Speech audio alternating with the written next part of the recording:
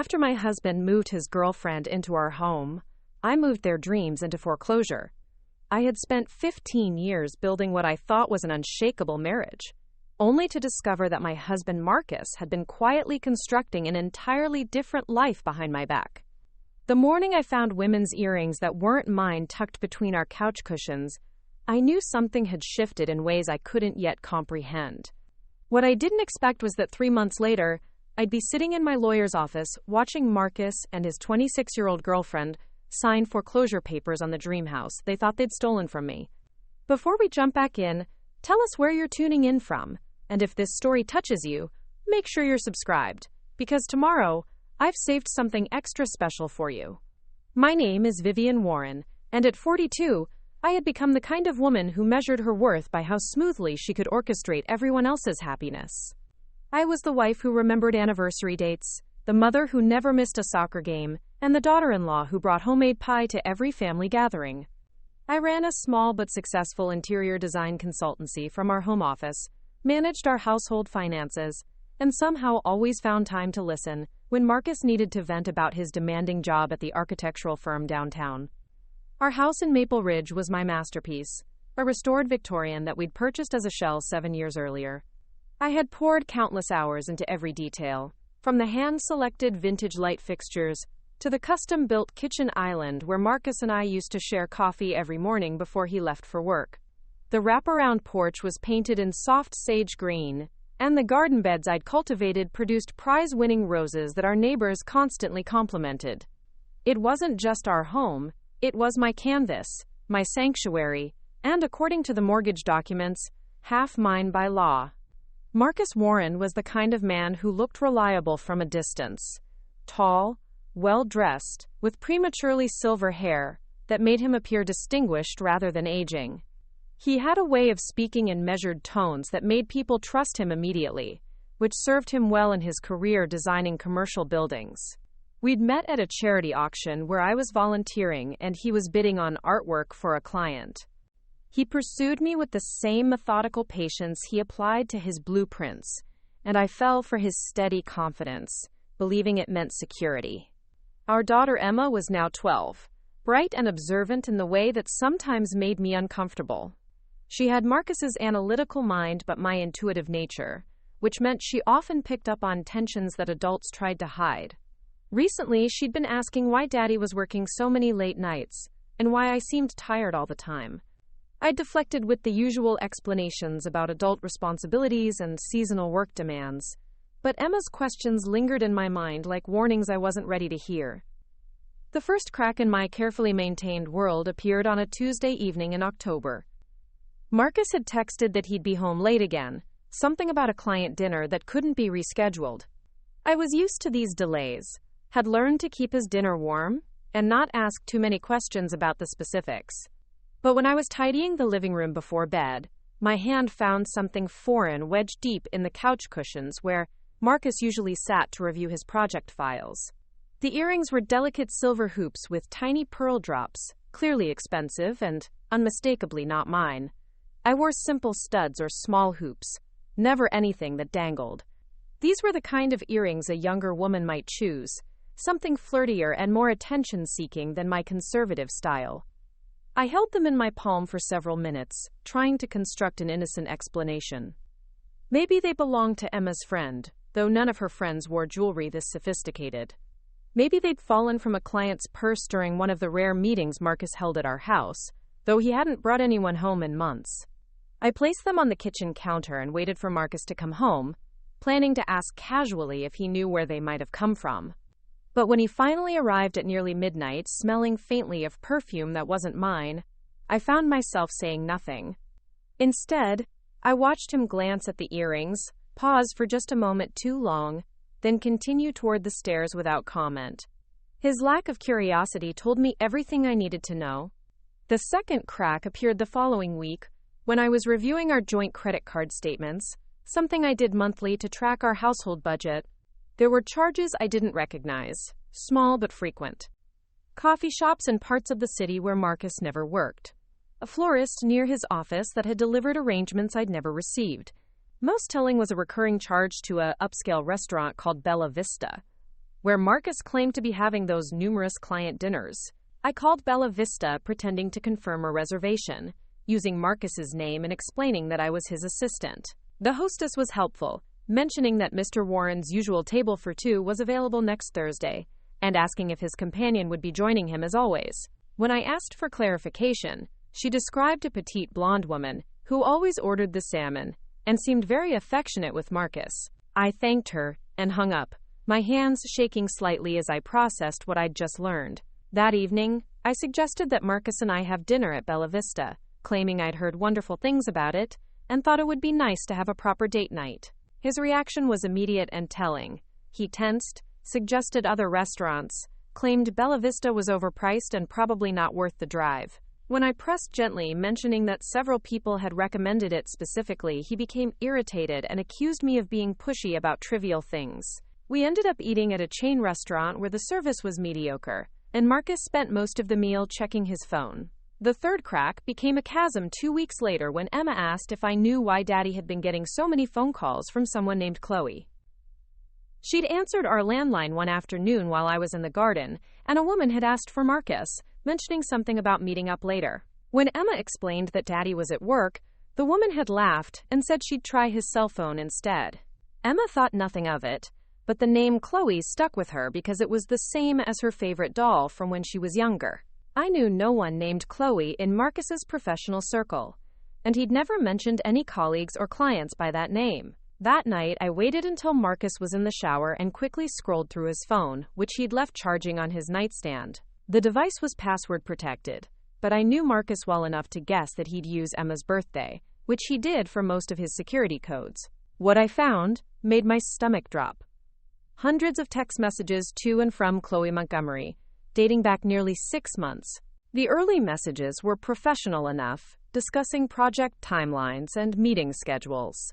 But they quickly evolved into something unmistakably personal. Compliments about her appearance, suggestions for private dinners, and eventually explicit messages that left no doubt about the nature of their relationship. The most recent exchange was from that very afternoon. Chloe had texted that she was excited about their weekend plans, and Marcus had responded that everything was arranged and she shouldn't worry about anything. There was a photo attached, a selfie of a young woman with platinum blonde hair and bright blue eyes, sitting in what appeared to be a hotel room wearing nothing but a silk robe. She was beautiful in an obvious way, with perfect makeup and the kind of confident smile that suggested she was used to getting what she wanted. I screenshot several of the conversations before carefully placing the phone back exactly where Marcus had left it. My hands were steady, but my mind was racing. 6 months meant this wasn't a momentary lapse in judgment or a brief midlife crisis. This was a sustained deception, carefully planned and deliberately hidden. The weekend plans they discussed were clearly happening, while I thought Marcus was attending a work conference in the neighboring state. That Friday, Marcus left for his supposed conference with unusual attention to his appearance. He packed clothes I'd never seen him wear, expensive casual shirts, and cologne he'd never used around me. He kissed my forehead absently and promised to call when he arrived at the hotel. I smiled and wished him a productive weekend, then immediately called his office to confirm the conference details. Preparing and narrating this story took us a lot of time, so if you are enjoying it, subscribe to our channel. It means a lot to us. Now, back to the story. His assistant Janet was confused when I asked about the conference schedule, explaining that there were no work events planned for that weekend and that Marcus had taken personal vacation days. When I expressed surprise, she offered to check again but confirmed that Marcus had specifically requested Friday and Monday off for what he described as a family commitment. I thanked her and hung up, realizing that not only was Marcus lying to me, but he was also lying to his colleagues about where he was going. I spent that weekend in a strange state of hyper-awareness, going through the motions of normal life while my mind cataloged every lie Marcus had told, every evening he'd claimed to be working late, every business trip that might have been cover for time with Chloe. Emma noticed my distraction and asked if I was feeling sick. I assured her I was fine, but I wasn't fine. I was quietly dismantling 15 years of trust and discovering that the foundation of my marriage had been built on much less solid ground than I'd believed. When Marcus returned on Monday evening, he seemed almost euphoric, more relaxed and affectionate than he'd been in months. He brought me flowers, expensive ones from a shop I recognized as being near Bella Vista, and suggested we plan a proper vacation for the three of us. His guilty generosity might have been touching if I hadn't known exactly what he was feeling guilty about. I played along, thanking him for the flowers and listening as he described the boring conference sessions and tedious networking events that had supposedly filled his weekend. He was a good liar, I realized, skilled enough to weave believable details into his fiction. He mentioned specific topics that would have been covered at a legitimate architecture conference, and even complained about a hotel room that was too cold, and a restaurant that overcharged for mediocre food. But he made one crucial mistake. When I asked about the weather where he'd been, he described sunny skies and mild temperatures perfect for walking around downtown between sessions. I had checked the weather in the city where his conference was supposedly held, and it had rained heavily all weekend with temperatures barely above freezing. Wherever Marcus had actually been, it wasn't where he'd claimed to be. That night, as Marcus slept soundly beside me, I lay awake staring at the ceiling and wondering how long this had been going on without my notice. How many times had I dismissed my intuition in favor of maintaining peace? How many red flags had I explained away, because facing the truth would have been too disruptive to the life I'd worked so hard to build? The worst part wasn't just the betrayal, though that cut deep enough. It was the realization that while I'd been focused on being the perfect wife and mother, Marcus had been methodically constructing an escape route that didn't include me. The careful lies, the separate finances I was only now noticing, the way he'd been slowly distancing himself from family activities and future plans, all of it pointed to someone preparing to leave, rather than someone who'd simply made a mistake. I started paying attention differently after that, watching Marcus with the analytical eye I usually reserved for design problems that needed creative solutions. I noticed that he was taking more care with his appearance, wearing cologne on days when he claimed to be spending time in the office. He was also staying later and later, often not returning until after Emma's bedtime, which meant less family interaction and fewer opportunities for me to ask detailed questions about his day. His phone behavior changed too. Where he'd once left it casually around the house, he now kept it with him constantly, even taking it to the bathroom. He developed a habit of stepping outside to take certain calls, claiming they were work-related conversations that required quiet. When I suggested he use the home office for privacy, he dismissed the idea, saying he needed fresh air to think clearly. Most telling was how he'd begun talking about our future with a kind of vague uncertainty that hadn't been there before.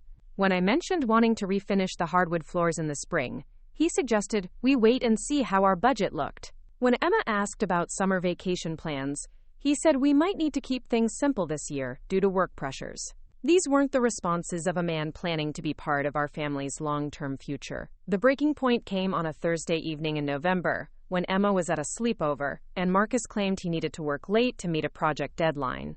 I decided to drive to his office building to surprise him with dinner from his favorite Thai restaurant, thinking a thoughtful gesture might help bridge the growing distance between us. The parking garage was nearly empty when I arrived, and Marcus's reserved spot was vacant. I sat in my car for nearly an hour, calling his cell phone twice and getting voicemail both times. When he finally answered on my third attempt, there was background noise that sounded like music and conversation, nothing like the quiet office environment where he claimed to be working. He seemed flustered when I asked about dinner, saying he was in the middle of something important and couldn't talk. When I offered to wait or bring food to the office, he became almost aggressive, insisting that I go home and not worry about him. I drove home slowly, processing the fact that Marcus was somewhere else entirely. Somewhere he felt comfortable ignoring my calls and dismissing my attempts to connect. The Thai food sat untouched on our kitchen counter as I waited for him to return, which he finally did just after midnight, with no explanation beyond muttering something about unexpected complications at work. The next morning, I called Janet again, this time asking if Marcus had been working late recently due to any special projects. She paused, clearly uncomfortable, before admitting that Marcus had been leaving the office at his regular time most days, and that there weren't any current projects requiring overtime. When I pressed gently, she revealed that several colleagues had commented on Marcus seeming distracted and taking numerous personal calls during work hours. That conversation confirmed what I'd already begun to suspect. Marcus wasn't just having an affair, he was fundamentally changing his priorities and his commitments. The man who had once been reliably present for family dinners and weekend activities was now essentially living a double life, maintaining the bare minimum of appearances at home while investing his real emotional energy somewhere else. I spent the following weekend observing Marcus more carefully, noting how often he checked his phone and how his mood seemed to fluctuate based on messages he received. When he smiled at his phone during Emma's soccer game, I felt something shift inside me from hurt to anger. This wasn't just about his betrayal anymore, it was about his disrespect for our family, and his assumption that I was too naive or too comfortable to notice what was happening. Sunday evening, while Marcus was taking one of his mysterious phone calls on the back porch, I made a decision that would change everything. I opened my laptop and began researching divorce attorneys, private investigators, and forensic accountants. If Marcus wanted to play games with our marriage and our finances, I was going to make sure I understood all the rules before I made my next move. The woman I'd been for 15 years, the one who smoothed over conflicts and prioritized everyone else's comfort, was about to step aside. In her place was someone who'd been watching and learning and documenting, someone who understood that sometimes the best way to protect what you love is to be willing to fight for it strategically and without mercy.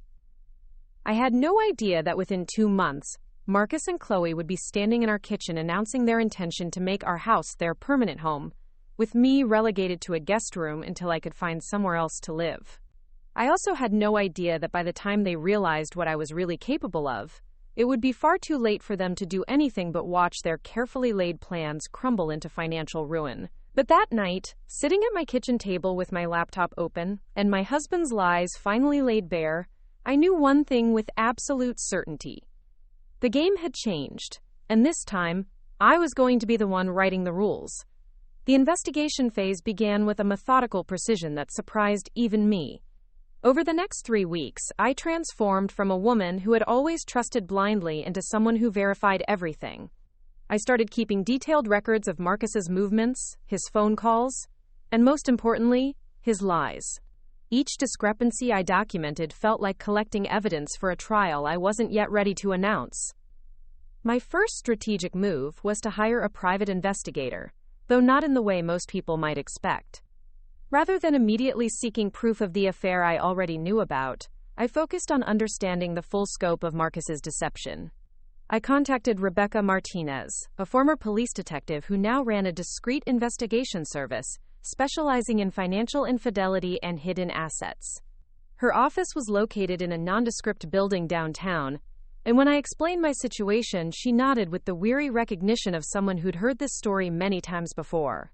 Rebecca's approach was thorough and unsentimental. She explained that most people focused on the emotional betrayal of infidelity, while ignoring the financial betrayal that often accompanied it. In her experience, unfaithful spouses frequently began moving money, opening secret accounts, or making financial commitments that their partners knew nothing about. Her job was to map Marcus's entire financial landscape before he had a chance to hide assets or create legal complications. Within a week, Rebecca had uncovered information that made my stomach turn. Marcus had opened a separate checking account 4 months earlier, one that wasn't linked to any of our joint accounts or reflected in the financial statements I reviewed monthly. He'd been funneling money into this account through a series of small transfers that were designed to avoid triggering automatic notifications from our bank. The account currently held nearly $18,000, money that had effectively been stolen from our household budget. More disturbing was what Marcus was spending this hidden money on.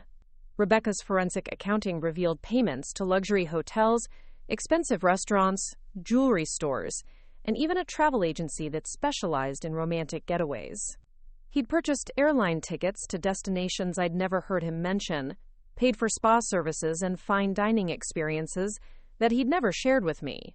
Most shocking was a recent payment to a high-end furniture store for items that had never appeared in our home. When I asked Rebecca to investigate the furniture purchase, she discovered that Marcus had been furnishing an apartment across town, a 1-bedroom unit in a trendy neighborhood near downtown. The lease was in his name only, signed 2 months ago with a security deposit and first year's rent paid in full from his secret account. This wasn't just an affair apartment, it was a complete alternate living situation that he'd been constructing while still sleeping in our bed every night. The apartment discovery led to even more revelations. Rebecca's surveillance showed that Marcus and Chloe had been spending significant time at this location, sometimes for entire afternoons when he was supposedly at work. They'd been photographed entering and leaving together, carrying groceries and personal items as if they were already living as a couple. The private investigators' cameras captured them walking hand in hand, sharing intimate moments on the apartment's small balcony, and generally behaving like people who were deeply involved in planning a shared future. But the most damaging evidence came from Marcus's digital footprint. Rebecca had legal access to information that painted a clear picture of systematic deception spanning nearly 8 months. Marcus had been researching divorce attorneys, reading articles about asset protection during marriage dissolution, and even downloading guides about minimizing alimony payments. His internet searches revealed someone who wasn't just having an affair, but someone who was actively planning to end our marriage while maximizing his financial advantage. The searches were methodical and calculating. He'd researched how to prove that a spouse was financially irresponsible, how to demonstrate that they'd contributed less to marital assets, and how to argue for primary custody of children in contested divorces. He'd even looked into ways to force the sale of jointly owned property when one spouse was unwilling to cooperate. This wasn't someone who'd fallen into temptation. This was someone who'd been strategically preparing to destroy our family for months. Rebecca also discovered that Marcus had been consulting with a divorce attorney named Harrison Clark, who specialized in protecting high-net-worth individuals during contentious separations. Clark's firm had a reputation for aggressive tactics and creative interpretations of marital law that often left opposing spouses at severe disadvantages. The consultation fees had been paid from Marcus's secret account, and according to Rebecca's sources, he'd had multiple meetings with Clark over the past 6 weeks. Armed with this information, I realized that Marcus wasn't just planning to leave me, he was planning to leave me with as little as possible. The apartment, the secret accounts, the legal consultations, all of it pointed to someone who intended to present me with divorce papers when I was least prepared to fight back. He was probably waiting for the right moment to claim that our marriage had been over for years, that I'd been financially dependent rather than contributing, and that his relationship with Chloe had developed only after our marriage had essentially ended. The financial analysis Rebecca provided showed exactly how Marcus had been preparing for this scenario. He'd been gradually shifting our joint assets in ways that would be difficult to trace or reverse. Investment accounts that I thought were growing had actually been liquidated, with the proceeds moved into instruments that were solely in his name. Our joint savings account, which I rarely monitored closely because I trusted Marcus to manage our long-term finances, had been systematically drained through transfers that he'd disguised as legitimate business expenses. Most cleverly, Marcus had been using his architectural firm's business accounts as a temporary holding place for money that he then moved to personal accounts I had no access to. He would bill fake consulting hours to phantom clients, deposit the payments into his business account, then transfer the money to his personal accounts as salary or bonuses.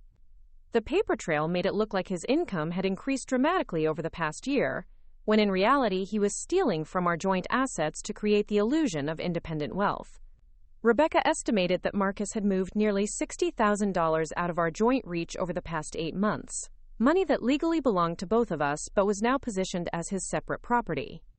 If he filed for divorce using Harrison Clark's aggressive strategies, he could potentially argue that this money represented his increased earning potential and should be excluded from marital asset division. The scope of Marcus's deception was breathtaking in its completeness.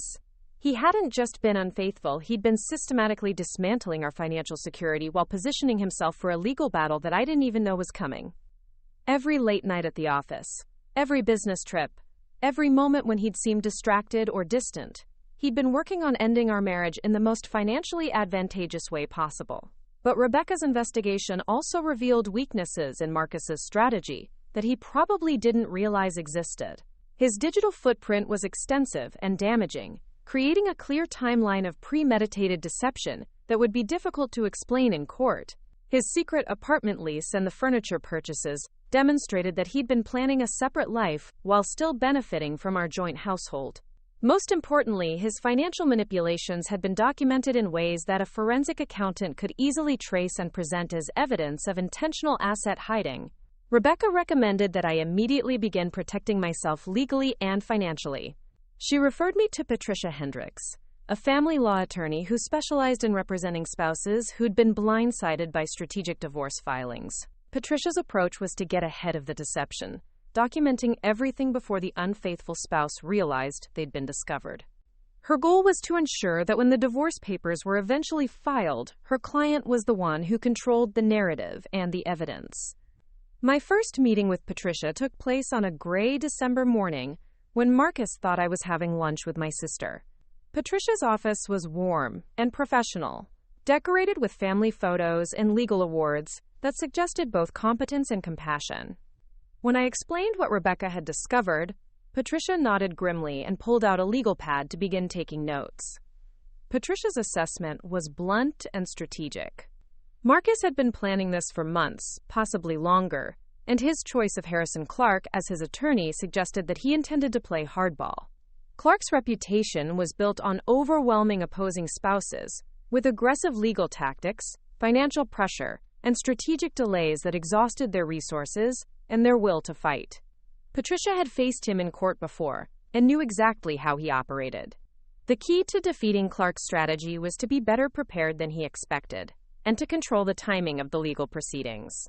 Rather than waiting for Marcus to file first, Patricia recommended that we gather comprehensive evidence of his deception and then file for divorce on our terms, when we were ready, and he wasn't. This approach would put Marcus on the defensive and force him to explain his financial manipulations, rather than allowing him to present them as legitimate business decisions.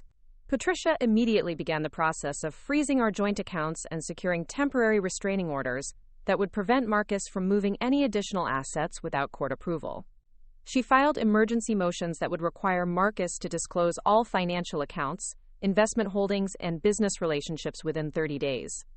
Most importantly, she initiated discovery proceedings that would force Harrison Clark to turn over all documents related to Marcus's consultations and legal strategy planning. The legal machinery Patricia set in motion was designed to strip away Marcus's advantages before he realized he needed to defend them. By filing first and controlling the initial narrative, we could present Marcus as someone who'd been systematically defrauding our marital assets, rather than someone who'd simply fallen out of love and wanted a fresh start. The evidence Rebecca had gathered would make it nearly impossible for Marcus to claim that his financial manipulations were anything other than intentional preparation for divorce. But Patricia also warned me that the next few weeks would be crucial and potentially dangerous to my safety and security. Once Marcus realized that I knew about his plans and had taken legal action to protect myself, he would likely become desperate and unpredictable. Men who'd been caught in systematic deception often escalated their behavior, either through emotional manipulation, financial retaliation, or even physical intimidation. Patricia recommended that I prepare for Marcus to become someone I didn't recognize, someone whose primary goal would be protecting himself rather than preserving any remnant of our relationship. To prepare for this phase, Patricia helped me develop a comprehensive safety plan that covered both legal and personal protection. We established secure communication methods that Marcus couldn't monitor, created backup plans for Emma's care if the situation became volatile, and identified safe places I could go if I needed to leave our house quickly. Patricia also recommended that I begin documenting any changes in Marcus's behavior, any attempts at intimidation or manipulation, and any efforts he might make to turn Emma against me or use her as leverage in the divorce proceedings. The safety planning made the reality of my situation starkly clear. I wasn't just ending a marriage, I was potentially entering a legal and personal battle with someone who'd proven himself capable of extensive deception and calculated manipulation. The man I'd trusted with my financial security, my home, and my daughter's well-being had been systematically working against our family's interests for months. There was no reason to believe he would handle being exposed with grace or honesty. Patricia's final recommendation was that I begin preparing Emma for the changes that were coming, though without revealing the full scope of Marcus's betrayal. Children Emma's age were perceptive enough to sense when their parents' relationship was in crisis, and it would be better for her to hear an age-appropriate version of the truth from me, rather than being blindsided when Marcus was forced to move out. Patricia emphasized that Emma's emotional stability should be the top priority throughout the divorce proceedings, and that any decisions about custody or living arrangements should prioritize her needs over our adult conflicts. As I left Patricia's office that afternoon, I felt simultaneously empowered and terrified. For the first time in months, I had a clear understanding of what Marcus had been doing, and a strategic plan for protecting myself and Emma. But I also knew that the quiet phase of my investigation was ending, and that soon Marcus would discover that the wife he'd been deceiving and the mother he'd been planning to discard wasn't going to disappear quietly. The drive home took me past Marcus's secret apartment building, and I found myself slowing down to study the facade of the place where he'd been building his alternate life. The building was modern and expensive, the kind of place that young professionals aspired to live in, with floor-to-ceiling windows and balconies that overlooked the city. It was nothing like our family home with its vintage character and established gardens, nothing like the life we'd built together over 15 years. Seeing the apartment building crystallized something important for me. Marcus hadn't just been planning to leave our marriage, he'd been planning to leave the entire life we'd created together. The man who used to help Emma with her science projects, and who'd spent weekends working in our garden, had decided that none of that mattered anymore. He'd chosen to pursue a completely different existence, one that apparently had no room for the family he'd helped create. That realization shifted something fundamental in how I viewed the upcoming confrontation. This wasn't about saving our marriage or working through a rough patch in our relationship. This was about protecting Emma and myself from someone who'd already decided we were obstacles to his happiness, rather than people he loved and was committed to. The divorce proceedings wouldn't be about reconciliation or compromise.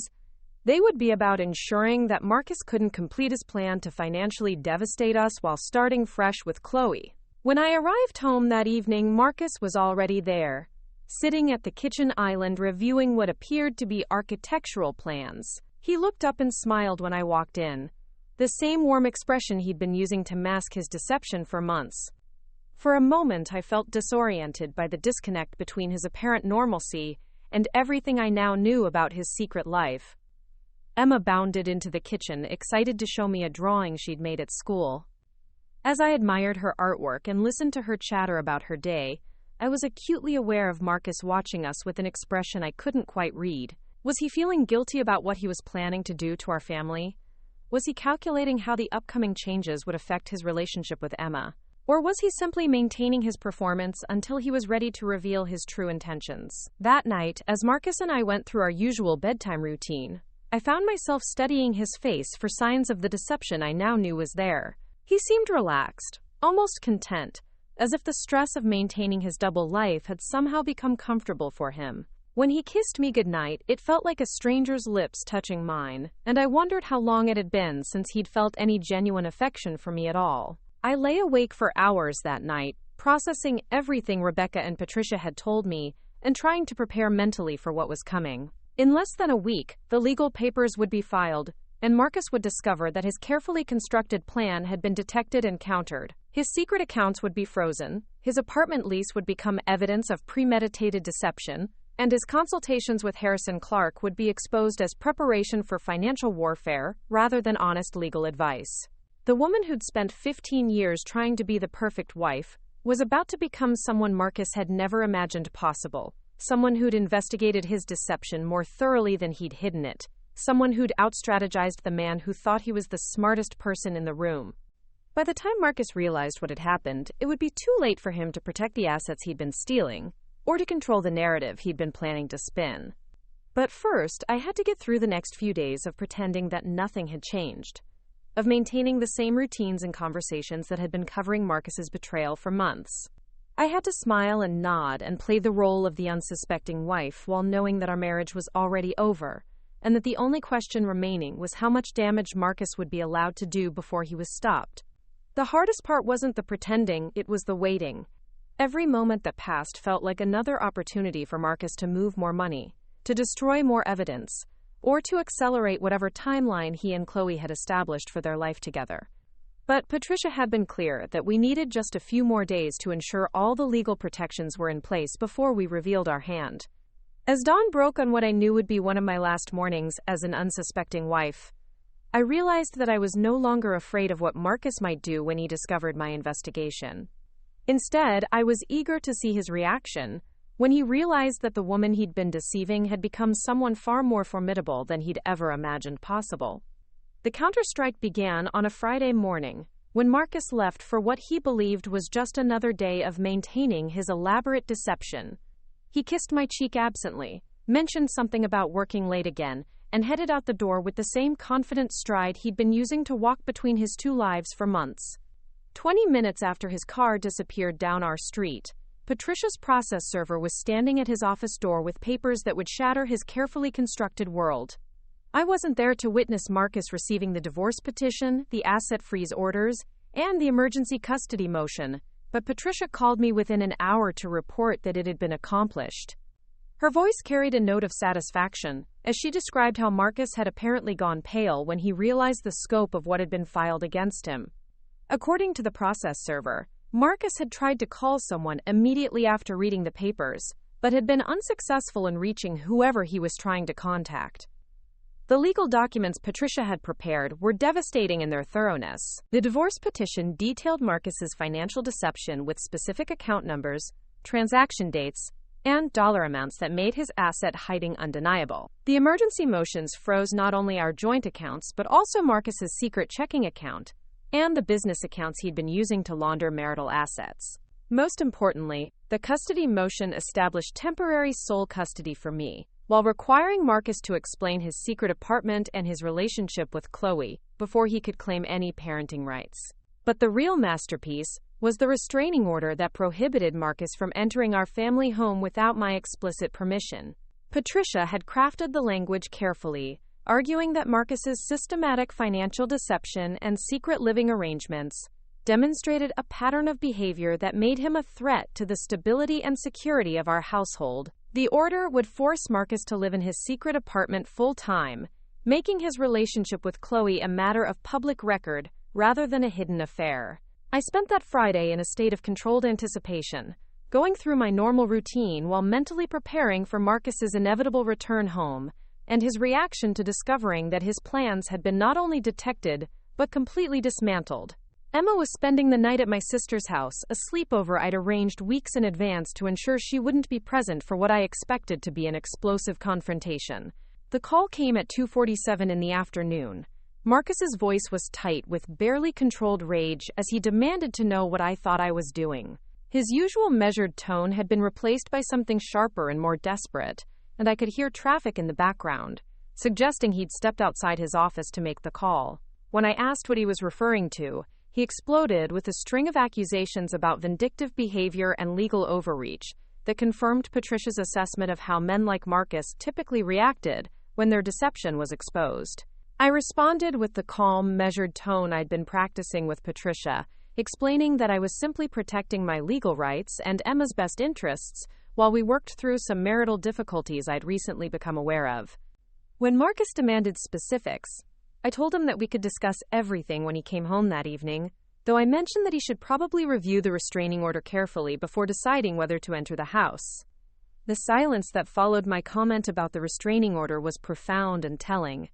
Marcus had clearly not read all the legal documents thoroughly, and was only now realizing that his access to our home had been legally restricted.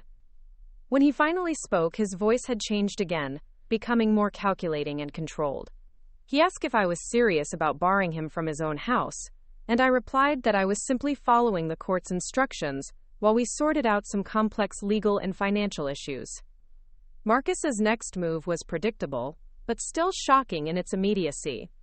Within an hour of our phone conversation, Harrison Clark called Patricia to demand an emergency hearing to dissolve what he characterized as frivolous and vindictive restraining orders. Clark's tone, according to Patricia, was aggressive and condescending, exactly the approach she'd expected from someone who was used to intimidating opposing counsel and their clients. But Patricia had anticipated this response and was ready with documentation that made Clark's arguments laughably weak. She had Rebecca's investigation report, forensic accounting evidence, and Marcus's own digital footprint showing months of premeditated deception and asset manipulation.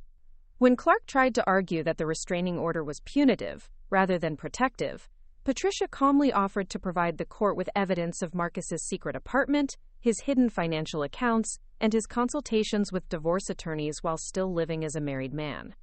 The emergency hearing was scheduled for the following Tuesday, giving us the weekend to prepare for what Patricia described as our first real battle with Clark's aggressive tactics. She warned me that Clark would likely try to paint me as an unstable spouse who was overreacting to normal marital problems, while simultaneously arguing that Marcus's financial moves were legitimate business decisions rather than asset hiding. Our job was to present evidence so overwhelming that the court would see Marcus's behavior as systematic deception rather than misunderstanding. That Friday evening passed without Marcus attempting to come home, though I could see his car parked at the end of our street for several hours after dark. He was clearly wrestling with whether to test the restraining order or to accept that his access to our house had been legally severed. The fact that he ultimately drove away without approaching the door told me that either Harrison Clark had advised him to comply with the court order, or that Marcus himself understood how bad it would look if he were arrested for violating a restraining order on the same day it was issued. I spent the weekend in our house with a strange mixture of relief and hypervigilance. For the first time in months, I didn't have to pretend that everything was normal, or monitor my words to avoid revealing what I knew about Marcus's deception. But I also felt like I was living in a house that had become evidence in a legal case, where every room held memories of the life Marcus had been systematically dismantling while I trusted him to protect our family's interests. Emma returned from her sleepover on Sunday afternoon, full of stories about movies and pizza and staying up too late with her cousins. When she asked where Daddy was, I explained that he was staying somewhere else for a while because we were having some grown-up problems that needed to be worked out. She accepted this with the resilience that children often show when adults try to protect them from complex situations, though I could see her processing the information and trying to understand what it meant for her daily life. The most difficult part of the weekend was fielding phone calls from family members and friends who'd apparently been contacted by Marcus with his version of events. My sister Rachel called on Saturday morning, confused by a conversation she'd had with Marcus about legal misunderstandings and temporary separations that would hopefully be resolved quickly. When I explained that the situation was more serious than Marcus was letting on, Rachel offered to take Emma for extended periods if I needed time to handle legal proceedings. More concerning was a call from Emma's school principal on Sunday evening. Marcus had apparently contacted the school to report that there might be some confusion about pickup arrangements due to temporary custody disputes. The principal was calling to clarify who was authorized to collect Emma and whether there were any safety concerns the school should be aware of. I realized that Marcus was already beginning to use Emma as leverage, creating uncertainty about her daily routine that could disrupt her sense of security. Patricia had warned me that this type of behavior was common among spouses who felt their control slipping away. By creating confusion about custody arrangements, Marcus was sending a message that he could make my life complicated in ways that went beyond financial disputes. The call to Emma's school was also likely part of Harrison Clark's strategy to establish that I was creating instability in Emma's life through vindictive legal actions. I spent Sunday evening documenting these incidents and preparing for Tuesday's hearing by reviewing the evidence Patricia and Rebecca had compiled. The financial records alone painted a damning picture of systematic deception, but it was Marcus's internet search history that truly revealed his mindset. The progression from researching affair recovery to planning asset protection to consulting divorce attorneys showed someone who'd moved methodically from betrayal to preparation for abandonment. Tuesday morning arrived gray and cold, with the kind of bitter wind that made December feel particularly unforgiving. I dressed carefully for court, choosing professional clothing that projected competence and stability rather than the emotional turmoil I was actually feeling. Patricia had coached me on courtroom behavior, emphasizing that judges responded better to calm factual presentations than to emotional appeals or dramatic confrontations. The courthouse was exactly what I'd expected from television dramas. All marble and dark wood, and the kind of formal atmosphere that made everyone speak in hushed tones. When I saw Marcus sitting with Harrison Clark at the opposing counsel table, I was struck by how different he looked in this setting. Gone was the relaxed confidence he displayed at home, replaced by the tight-lipped tension of someone who realized he was fighting for more than he'd expected to lose. Clark's opening argument was a masterclass in deflection and misdirection. He painted Marcus as a hard-working professional who'd been blindsided by vindictive legal actions, from a spouse who was overreacting to normal marital stress. According to Clark, the separate apartment was a temporary arrangement necessitated by work pressures, and the financial moves were legitimate business decisions that didn't require spousal consultation. He characterized the restraining order as punitive and unnecessary, designed to embarrass Marcus rather than protect anyone from actual harm. But Patricia's response was devastating in its factual precision. She presented the court with a timeline of Marcus's deception that was impossible to explain away as misunderstanding or business necessity. The secret accounts, the furniture purchases, the romantic getaways with Chloe, the consultations with divorce attorneys, all of it documented with dates and dollar amounts that painted a clear picture of someone who'd been planning to abandon his family while maximizing his financial advantage. The judge's questions revealed that he was not impressed with Clark's arguments or Marcus's explanations. When asked to explain why a temporary work arrangement required a full year's rent paid in advance, Marcus stumbled through an answer about uncertain project timelines that didn't make sense even to someone unfamiliar with architectural work. When pressed about the romantic dinner receipts and jewelry purchases, Marcus's claim that these were client entertainment expenses fell apart under basic scrutiny. Most damaging was the judge's reaction to evidence of Marcus's internet research about divorce strategy and asset protection. The search history showed someone who'd been planning marital dissolution for months, while still benefiting from joint financial accounts and shared household expenses. The judge noted that this pattern suggested premeditation rather than reactive decision-making, and indicated that the court would need to examine Marcus's financial behavior much more closely before making any decisions about asset division or custody arrangements. The hearing concluded with the restraining order being extended indefinitely and Marcus being ordered to provide complete financial disclosure within 10 days. Additionally, the court appointed a forensic accountant to review all marital assets and trace any funds that had been moved between accounts over the past year. Most importantly for Emma's stability, the temporary custody arrangement was maintained, with Marcus granted only supervised visitation until he could demonstrate that his living situation was appropriate for a 12-year-old child. As we left the courthouse, I could see Marcus and Clark having an intense conversation near their car. Clark appeared to be gesticulating angrily while Marcus stood with his arms crossed, clearly unhappy with how the hearing had proceeded. Patricia mentioned that this was typical behavior for Clark when his initial aggressive tactics failed to intimidate the opposing side. He would likely regroup and attempt a different strategy, possibly one that involved trying to paint me as mentally unstable or financially irresponsible. But the immediate victory gave me confidence that the evidence Patricia and Rebecca had gathered was solid enough to withstand Clark's most creative legal arguments. The court had seen through Marcus's explanations and recognized his behavior as systematic deception rather than misunderstanding.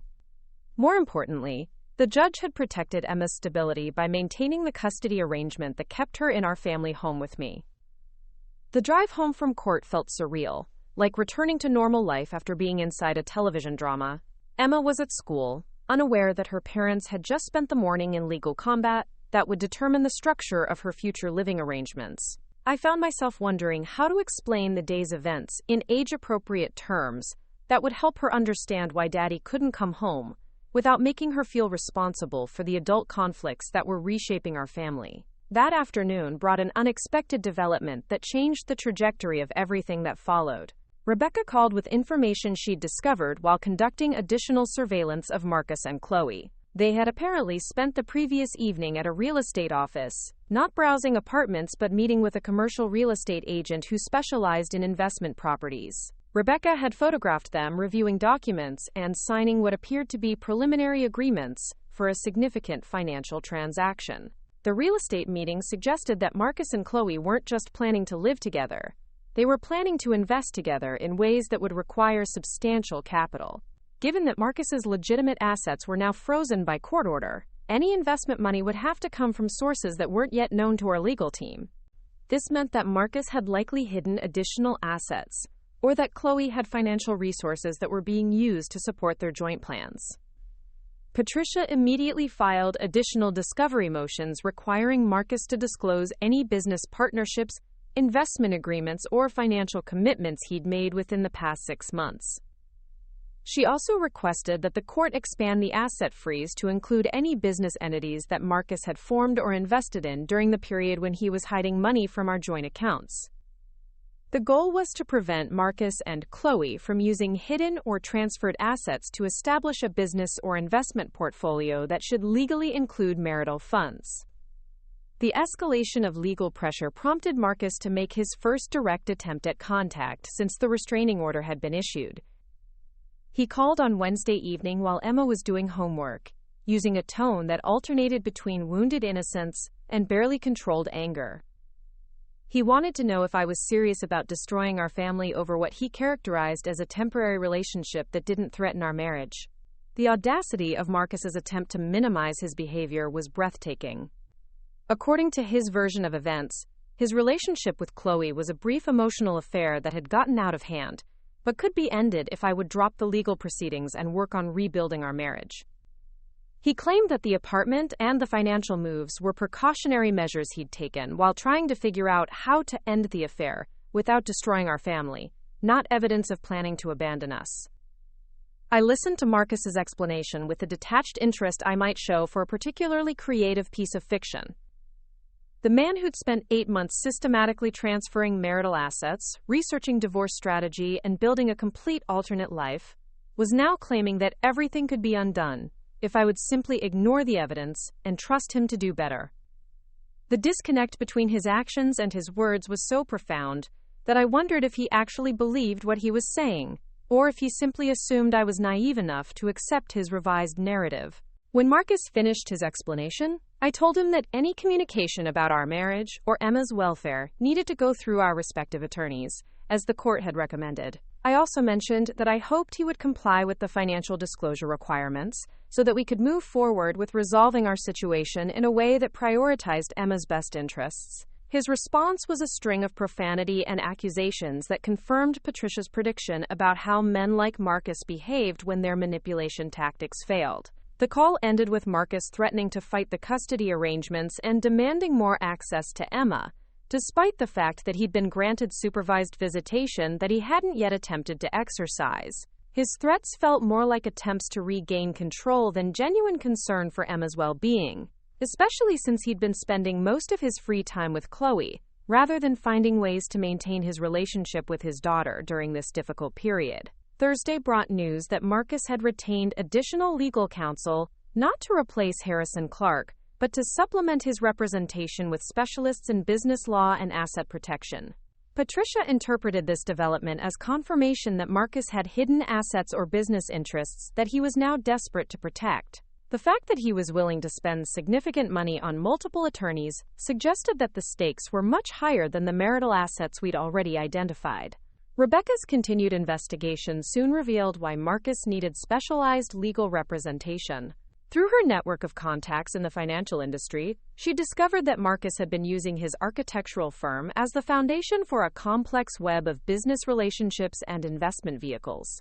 He'd formed partnerships with clients, invested in development projects, and even established what appeared to be a consulting company that existed primarily on paper, but generated significant income from sources that weren't immediately traceable. The business structure Marcus had created was sophisticated enough to suggest that he'd been planning his financial separation for much longer than 8 months. Some of the corporate entities dated back nearly 2 years, established during a period when our marriage seemed stable, and I had no reason to suspect that Marcus was preparing for divorce. The discovery meant that the asset hiding had been going on for far longer than anyone had initially suspected, and that the financial impact on our family was potentially much more severe than the $60,000 Rebecca had originally traced. Patricia immediately expanded our legal strategy to include forensic business analysis and additional discovery motions that would force Marcus to reveal all business relationships and investment activities dating back 3 years. She also recommended that I prepare for the possibility that our family home might be at risk if Marcus had used it as collateral for business loans or investment schemes that I knew nothing about. The thought that Marcus might have jeopardized our house without my knowledge was terrifying, especially since it was the one thing that represented stability and security for Emma during this upheaval. Friday evening brought the confrontation I'd been expecting since the legal proceedings began. Marcus appeared at our front door despite the restraining order, not attempting to enter but standing on the porch and demanding to speak with Emma. His behavior was agitated enough that several neighbors came out to observe, and I could see curtains moving in windows as people tried to understand what was happening in our usually quiet neighborhood. I called Patricia immediately, while speaking to Marcus through the closed door to remind him that he was violating a court order by being on our property. His response was that he had every right to see his daughter, and that no court could prevent a father from maintaining a relationship with his child. When I offered to arrange supervised visitation through the proper legal channels, Marcus became more aggressive, claiming that I was using Emma as a weapon, and that he wouldn't tolerate being treated like a criminal in his own neighborhood. The police arrived within 10 minutes of my call, though Marcus had already left by the time they reached our house. The officers took a report and confirmed that Marcus's presence constituted a violation of the restraining order that could result in arrest if it happened again. They also recommended that I install security cameras and consider additional safety measures if Marcus's behavior continued to escalate in ways that suggested he might become physically threatening. That night, as I locked our doors and checked the windows with more care than I'd ever needed before, I realized that the quiet phase of protecting myself and Emma was over. Marcus was no longer the controlled, methodical man who'd been secretly planning our family's destruction while maintaining a facade of normalcy. He was becoming someone desperate and unpredictable, someone whose primary goal was regaining control rather than protecting Emma or preserving any remnant of our relationship. The transformation wasn't entirely surprising given Patricia's warnings about how men like Marcus typically responded when their deception was exposed and their plans were thwarted. But seeing the change in person, watching the man I'd been married to for 15 years become someone who would violate court orders and frighten neighbors to get what he wanted, drove home the reality that I was no longer dealing with someone who had Emma's or my best interests at heart. As I prepared for what I knew would be an increasingly contentious legal battle, I felt a mixture of fear and determination that surprised me with its intensity. The woman who'd spent months quietly investigating Marcus's deception had evolved into someone who was ready to fight publicly and aggressively to protect Emma and preserve whatever financial security Marcus hadn't already stolen or hidden. The counterstrike phase was complete, and now the real war was about to begin. The final phase of the battle began with a phone call that changed everything. It was a Tuesday morning in late January when Patricia contacted me with news that would transform our divorce proceedings from a complex financial dispute into something that resembled a criminal investigation. The forensic accountant Patricia had recommended, a meticulous woman named Dr. Sarah Chen, had discovered irregularities in Marcus's business dealings that went far beyond hiding marital assets. Dr. Chen's analysis revealed that Marcus had been operating what amounted to a sophisticated embezzlement scheme through his architectural firm, using client funds and project budgets to finance his personal investments and lifestyle expenses. The scheme was ingenious in its complexity, involving inflated billing to established clients, phantom consulting fees for non-existent projects, and a network of shell companies that existed solely to launder money between legitimate business accounts and Marcus's personal holdings. The scope of the fraud was staggering. Over the past 3 years, Marcus had diverted nearly $400,000 from client accounts and business partnerships, money that had been used to purchase investment properties, fund his secret apartment, finance his relationship with Chloe, and create the appearance of legitimate business success that he'd been planning to use in our divorce proceedings.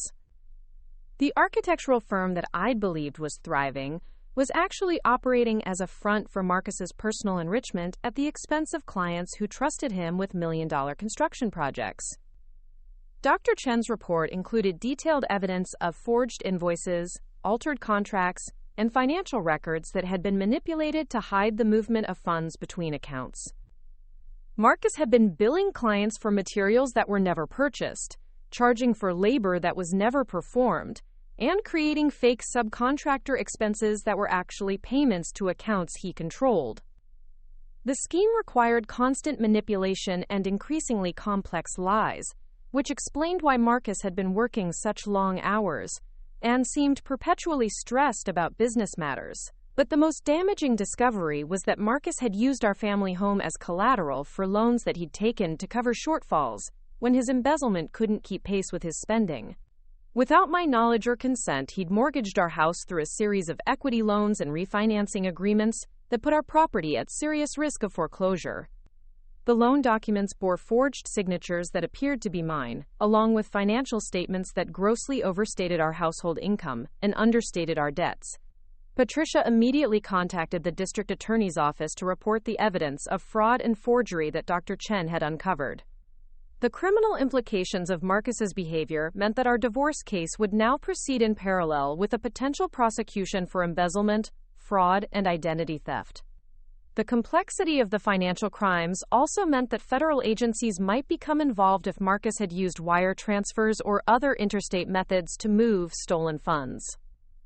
The criminal investigation transformed my legal position from that of a betrayed spouse seeking fair asset division to that of a victim whose identity had been stolen and whose financial security had been systematically destroyed.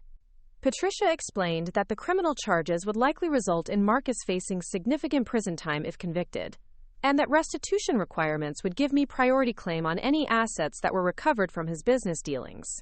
More immediately, the evidence of forgery and mortgage fraud meant that the loans Marcus had taken against our house could potentially be voided as fraudulent transactions. Patricia filed emergency motions to halt any foreclosure proceedings and to have the fraudulent loans declared invalid based on the forged signatures and false financial information Marcus had provided to lenders. The goal was to restore clear title to our family home and eliminate the debt that Marcus had illegally attached to our property. The criminal investigation also revealed why Marcus had been so desperate to control the timing and terms of our divorce. If he could have completed the divorce before the embezzlement was discovered, he might have been able to claim that the business assets and investment properties were his separate property, protected from both civil lawsuits and criminal restitution requirements. His plan had been to emerge from our marriage with the majority of the stolen funds intact, leaving me with whatever legitimate assets remained after his systematic looting. Dr. Chen's analysis showed that Marcus's embezzlement had accelerated dramatically after he met Chloe, suggesting that his relationship with her had provided additional motivation for stealing larger amounts of money. The expensive apartment, the romantic getaways, the jewelry and luxury experiences he'd purchased for Chloe, all of it had been financed with funds stolen from his clients and business partners. In essence, Marcus had been using other people's money to finance an affair while simultaneously planning to abandon the family he was financially destroying. The revelation about Chloe's unwitting role in the embezzlement scheme prompted Rebecca to expand her investigation into Chloe's background and financial situation. What she discovered added another layer of complexity to an already intricate web of deception. Chloe Montgomery wasn't the innocent victim of an older man's midlife crisis that she appeared to be. She was a sophisticated financial predator with a history of targeting successful men in committed relationships. Rebecca's investigation revealed that Chloe had previously been involved with at least 2 other married men in similar circumstances, relationships that had ended with those men losing significant assets and facing financial ruin. In one case, her involvement had coincided with the man's business partner discovering embezzlement that led to bankruptcy and criminal charges. In another, a prominent lawyer had been disbarred after using client funds to finance an extravagant lifestyle that Chloe had encouraged and enjoyed. The pattern suggested that Chloe was skilled at identifying men who had access to funds that weren't closely monitored, encouraging increasingly risky financial behavior, and then disappearing when the inevitable consequences arrived. Her relationship with Marcus followed the same trajectory, with expensive gifts and luxury experiences that encouraged him to steal larger amounts of money to maintain her interest and affection. Most tellingly, Rebecca discovered that Chloe had been researching Marcus's financial situation and business relationships long before they'd supposedly met through work connections. Her social media activity showed that she'd been attending events and frequenting locations where she was likely to encounter successful professionals in the architecture and construction industries. The meeting that Marcus believed was serendipitous had actually been carefully orchestrated by someone who specialized in exploiting men's weaknesses and financial access. Armed with this information about Chloe's predatory behavior, Patricia was able to build a case that Marcus had been systematically manipulated and encouraged to commit increasingly serious financial crimes. While this didn't excuse his behavior or eliminate his criminal liability, it provided context that could be useful in negotiating plea agreements or sentencing considerations. More importantly, it gave us additional leverage in recovering stolen assets and protecting Emma from future manipulation attempts. The criminal investigation moved forward with surprising speed once Dr. Chen's evidence was presented to law enforcement. Federal agents executed search warrants on Marcus's office, his secret apartment, and several storage units that Rebecca had discovered he'd been renting under assumed names.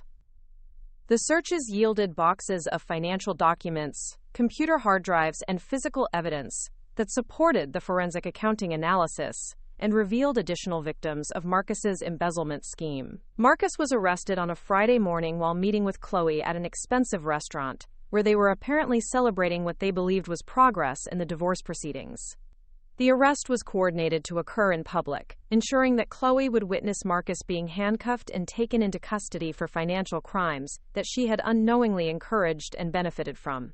According to the arresting officers, Chloe's reaction suggested that she had been unaware of the source of the money Marcus had been spending on their relationship. The arrest triggered a cascade of events that effectively dismantled everything Marcus had built over the past 3 years. His architectural firm was placed under federal oversight while investigators determined which assets represented legitimate business income versus stolen funds. His investment properties were seized as evidence and potential restitution sources. His bank accounts were frozen, pending determination of which funds were obtained through criminal activity.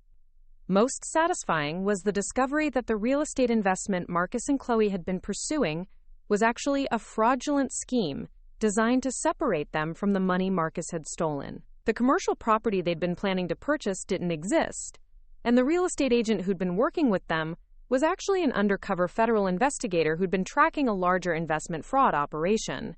Marcus's stolen money would have been lost to a different set of criminals if the embezzlement investigation hadn't intervened first. The news of Marcus's arrest spread quickly through our social circle and professional community, generating a mixture of shock, sympathy, and barely concealed satisfaction from people who'd never entirely trusted Marcus's claims of business success. Several of his former clients contacted Patricia to inquire about joining potential civil lawsuits to recover funds they'd lost to his embezzlement schemes. The man who'd been respected as a successful professional and devoted family man was now exposed as someone who'd been systematically stealing from anyone who trusted him with financial access. Emma's reaction to her father's arrest was complex and heartbreaking in ways I hadn't anticipated. At 12, she was old enough to understand that her father had done something seriously wrong, but young enough to struggle with the concept that the man who'd taught her to ride a bike and helped with homework was the same person who'd been stealing money and lying to everyone who trusted him. Patricia recommended family counseling to help Emma process the dramatic changes in her understanding of her father and her family situation. The criminal proceedings moved forward on a timeline that was entirely separate from our divorce case, though the outcomes were closely related. Marcus's attorney recommended that he accept a plea agreement rather than risk trial, given the overwhelming evidence of his financial crimes and the likelihood of receiving a much harsher sentence if convicted on all charges. The plea negotiations centered on the amount of restitution he would be required to pay and the length of his prison sentence. Patricia worked closely with the prosecutors to ensure that any plea agreement would prioritize restitution to Marcus's victims, including compensation for the financial damage he'd inflicted on our family. The forged mortgages on our house were declared fraudulent and voided, restoring clear title to our property and eliminating the debt that had threatened our home. Additionally, Marcus was required to surrender all assets that could be traced to his embezzlement activities, including investment properties, vehicles, and personal belongings purchased with stolen funds. The financial recovery process was more successful than anyone had initially expected. Between the seized assets, insurance settlements, and Marcus's cooperation in identifying hidden accounts, nearly 70% of the stolen funds were recovered and returned to victims. Our family received compensation that covered not only the money Marcus had stolen from our joint accounts, but also damages for the fraudulent use of our home as collateral and the emotional trauma Emma had suffered due to her father's criminal behavior. Most importantly, the criminal convictions eliminated any possibility that Marcus could claim ownership of assets that had been purchased with stolen funds. The luxury apartment, the expensive furniture, the investment properties, all of it was forfeited as proceeds of criminal activity. Marcus would emerge from prison with no assets, no business relationships, and a criminal record that would make rebuilding his professional life extremely difficult. The divorce proceedings concluded with a settlement that reflected Marcus's complete loss of bargaining power due to his criminal convictions. He was required to surrender all claims to our family home, Emma's college fund, and any other marital assets that remained after restitution requirements were satisfied. His parental rights were modified to supervised visitation only, with requirements for psychological evaluation and financial transparency before any expansion of custody arrangements could be considered. Chloe's role in the aftermath was both predictable and pathetic. Once Marcus's assets were seized and his criminal behavior was exposed, she quickly distanced herself from him and attempted to portray herself as another victim of his deception. She claimed to have been unaware of the source of the money Marcus had spent on their relationship, though Rebecca's investigation suggested that her involvement had been more calculating than naive. Chloe's attempts to recover gifts and property that Marcus had purchased for her were unsuccessful, since everything was considered proceeds of criminal activity and subject to forfeiture. The expensive jewelry, the furniture for their shared apartment, even the car Marcus had purchased in her name, all of it was seized by federal agents and sold to provide restitution to Marcus's victims. Her dream of building a life with a successful professional became a nightmare of legal complications and financial loss.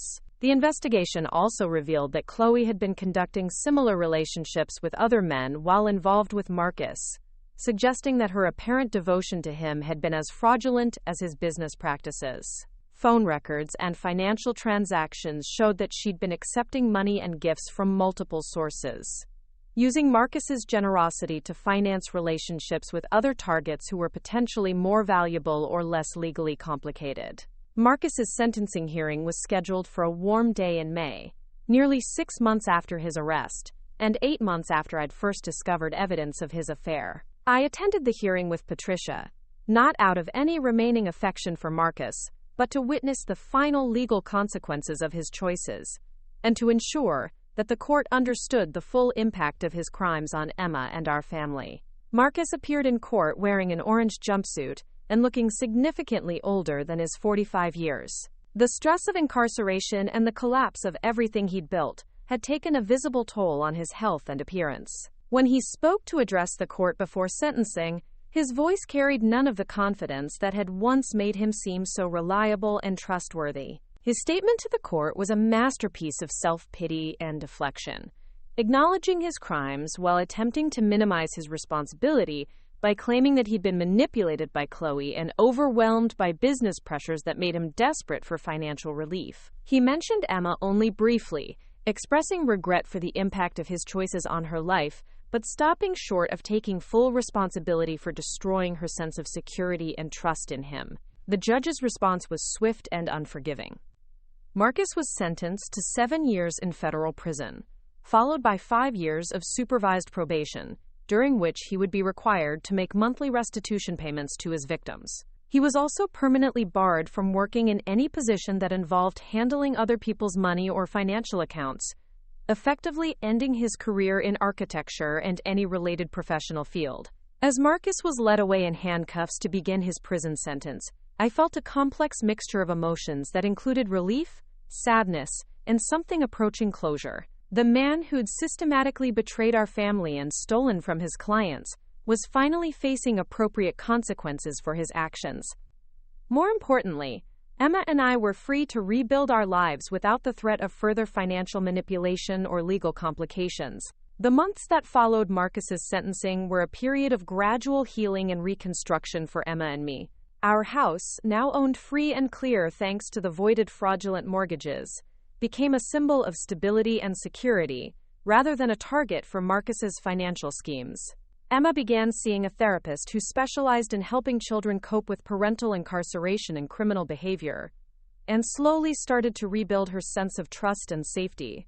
I used the financial settlement from Marcus's crimes to establish college funds for Emma, and to invest in improvements to our home that made it more comfortable and energy efficient. The master bedroom that I'd shared with Marcus was completely renovated, erasing the last physical reminders of our marriage and creating a space that felt entirely mine. The home office where Marcus had planned his embezzlement schemes was converted into an art studio where Emma could pursue her growing interest in painting and sculpture. My interior design business, which had suffered during the stress and time demands of the legal proceedings, began to flourish again as word spread about my resilience and the dramatic circumstances of my divorce. Clients seemed to appreciate working with someone who understood how to rebuild and restore beautiful spaces after they'd been damaged or contaminated by difficult experiences. The business became not just a source of income, but a way to help other people create homes that represented safety and renewal rather than betrayal and loss. Emma's relationship with her father became a carefully managed aspect of our new life together. The supervised visitation requirements meant that she could maintain some connection with Marcus without being exposed to manipulation or inappropriate information about adult financial and legal matters. The visits occurred monthly at a neutral location with a social worker present, giving Emma the opportunity to process her feelings about her father while maintaining appropriate boundaries. Most surprisingly, Emma seemed to thrive in the aftermath of Marcus's removal from our daily lives. Without the tension and deception that had characterized our household during his embezzlement period, she became more confident and expressive, pursuing interests and friendships that she'd apparently been neglecting, while unconsciously managing the stress of her parents' deteriorating marriage. Her academic performance improved dramatically, and her teachers commented on her increased focus and emotional stability. The community support that emerged during our legal battles continued long after Marcus's sentencing, creating a network of friends and neighbors who'd been impressed by my handling of such difficult circumstances. Several other women shared their own stories of financial deception and marital betrayal, creating informal support groups that helped everyone process their experiences and share resources for recovery. One unexpected consequence of the criminal investigation was that it exposed several other professionals in Marcus's industry who'd been engaging in similar embezzlement schemes. The forensic accounting techniques that Dr. Chen had used to uncover Marcus's crimes were applied to other cases, resulting in additional prosecutions and significant recovery of stolen funds for victims who'd never expected to see compensation for their losses. The ripple effects of Marcus's exposure extended far beyond our immediate situation, contributing to increased oversight and regulation of financial practices in the architecture and construction industries. Professional organizations implemented new audit requirements and transparency standards designed to prevent the kind of systematic fraud that Marcus had been able to perpetrate for several years, without detection. As the second anniversary of Marcus's arrest approached, I reflected on how completely my life had been transformed by his choices and their consequences. The woman who'd once measured her worth by how smoothly she could manage everyone else's happiness had become someone who understood the importance of protecting her own interests and those of her daughter. The experience had been traumatic and expensive, but it had also revealed strengths and capabilities that I'd never known I possessed. Emma, now 14 and increasingly independent, had developed a sophisticated understanding of integrity and accountability that seemed unusual for someone her age. She spoke about her father's crimes with a combination of sadness and clarity that suggested she'd processed the experience in healthy ways, rather than being permanently damaged by it. Her plans for college and career showed ambition and confidence that seemed enhanced rather than diminished by the challenges she'd faced. The final legal resolution came when Marcus's assets were completely liquidated, and the last restitution payments were distributed to his victims. Our family received a final settlement that exceeded our original losses and provided additional compensation for the emotional trauma and legal expenses we'd incurred. The money was invested conservatively to ensure Emma's educational future and to provide long-term financial security that could never again be threatened by someone else's criminal behavior. Marcus remained incarcerated with several years left on his sentence, though he'd apparently become a model prisoner who was working toward educational and vocational certifications that might help him find legitimate employment after his release. He continued to send letters to Emma through the supervised visitation program, letters that were reviewed by social workers to ensure they contained appropriate content and didn't attempt to manipulate her emotions or loyalties. Chloe had disappeared entirely from our area, apparently moving to another state where her history of targeting successful men wouldn't be known to potential victims.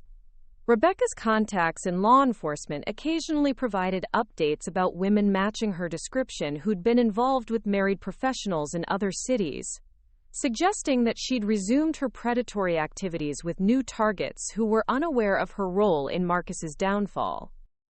On a quiet Sunday evening in late autumn, as Emma worked on homework at the kitchen table and I reviewed plans for a client's living room renovation, I realized that the life we'd built in the aftermath of Marcus's betrayal was actually better than what we'd had before his crimes were exposed.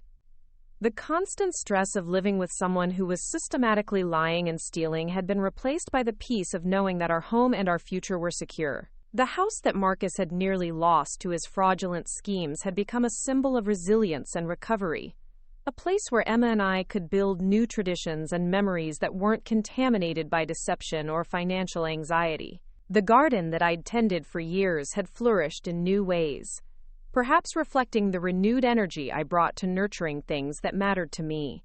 As I locked our front door that night and turned off the lights in our restored and secure home, I thought about the woman I'd been 2 years earlier, someone who'd trusted blindly and measured her worth by others' happiness. That woman was gone, replaced by someone who understood that true security came from knowledge, preparation, and the willingness to fight for what was right, even when the battle was more difficult and complex than anything she'd ever imagined facing. The foreclosure that Marcus and Chloe had dreamed would never touch them had indeed materialized, but not in the way they'd planned.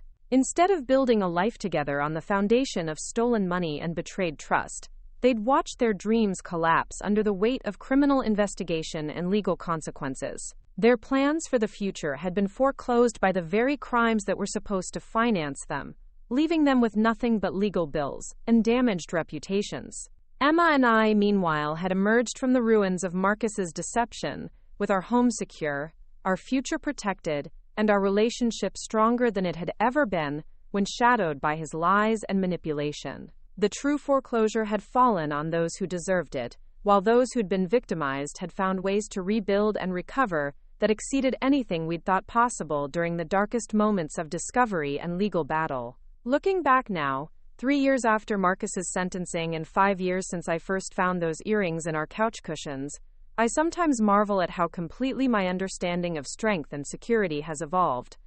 The woman who once believed that keeping everyone else happy was the path to personal safety has been replaced by someone who understands that true protection comes from knowledge, preparation, and the willingness to act decisively when circumstances demand it.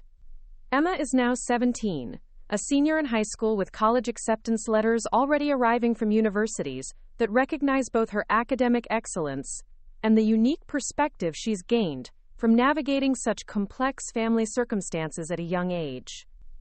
Her essays about resilience and integrity have resonated with admissions committees who understand that some life experiences create wisdom that can't be taught in any classroom setting. She maintains a relationship with Marcus through carefully supervised correspondence and occasional visits when he's granted temporary release for family events, though these interactions are always filtered through social workers and therapists who ensure that Emma's emotional well-being remains the primary consideration.